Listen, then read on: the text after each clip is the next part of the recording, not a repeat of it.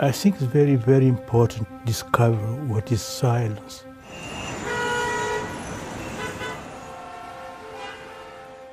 Silence is not only not talking. Silence is more deeper, because the great noise is inside ourselves. Ladies and gentlemen, our wonderful students, dear friends, I'm delighted to welcome you to this evening's talk by a very special guest. Even in our churches, there is too much noise.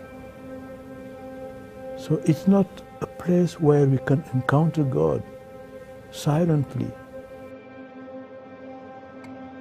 Silence makes man more similar to God, because God, I said, is silence. He talks in silence. We encounter him in silence. And if we remain with God, we become silent.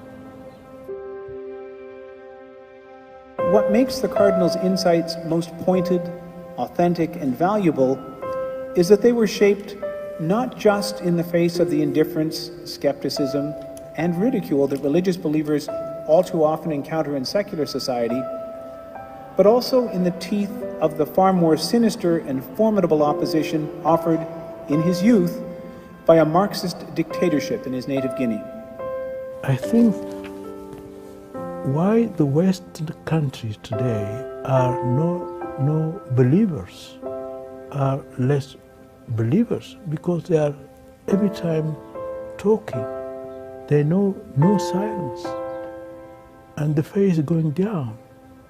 Silence is really the moment where I construct myself as a human being related to God. And without God and without silence, we are lost. What are we doing here? In other words, what are our lives for? What kind of people are we called to be?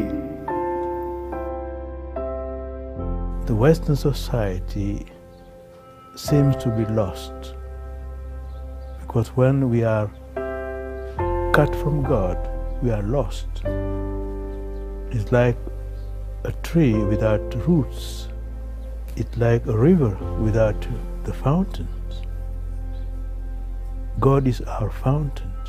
If we are cut from God, we are lost. And God is silent.